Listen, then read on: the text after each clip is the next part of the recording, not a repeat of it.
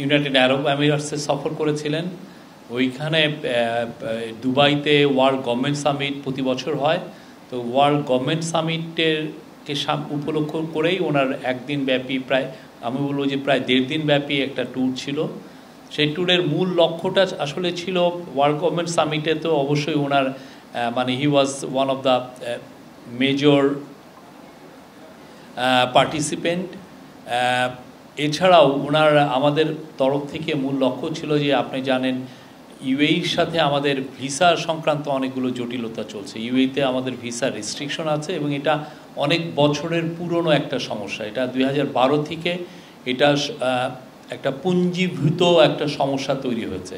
এর ফলে এখন দেখা যাচ্ছে যে যারা সি ফেরার যারা ক্রু তারাও অনেক ক্ষেত্রে ভিসা পাচ্ছেন না। সবার জন্য ভিসা একটা বড় ইস্যু হয়ে দাঁড়িয়েছে।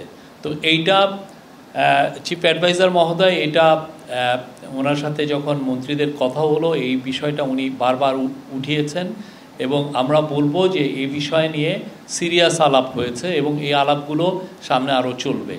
তো এই আলাপের পরিপ্রেক্ষিতে আমরা ওদের সাথে অনেকগুলো আলাপই করছি। ওদের সাথে আমাদের একটা ফ্রেশ একটা স্টার্ট করার আমরা চেষ্টা করছি এবং হচ্ছে এবং কম্প্রিহেন্সিভ ওদের সাথে আমাদের একটা ডায়ালগ হচ্ছে। আমরা চাচ্ছি যে ওদের সাথে আমাদের যে সম্পর্ক এটা যাতে আরও আপগ্রেডেড হয়। এর ফলে কয়েকটা বিষয় হবে, সেটা হচ্ছে আমরা ইউএই থেকে ইনভেস্টমেন্ট আমরা বাংলাদেশে আনতে পারবো।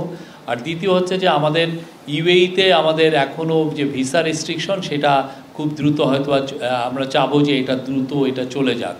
তো এইটা ভিসা রেস্ট্রিকশন যদি লিফটেড হয় আমাদের আবার আশা যে অনেক বাংলাদেশি সেখানে চাকরি পাবেন, ইভেন এর মধ্যে স্কিল লেবার এরাও অনেক চাকরি পাবেন। এটার জন্য প্রফেসর ইউনূস অলরেডি তার যে স্পেশাল অ্যাম্বাসাডার আছেন, এনভয় আছেন লুৎফে সিদ্দিকে এই বিষয়ে উনি অ্যাসাইন করেছেন এবং লুৎফে সিদ্দিকি ওইখানে 4-5 জন মিনিস্টারের সাথে কম্প্রিহেন্সিভ কথা বলেছেন।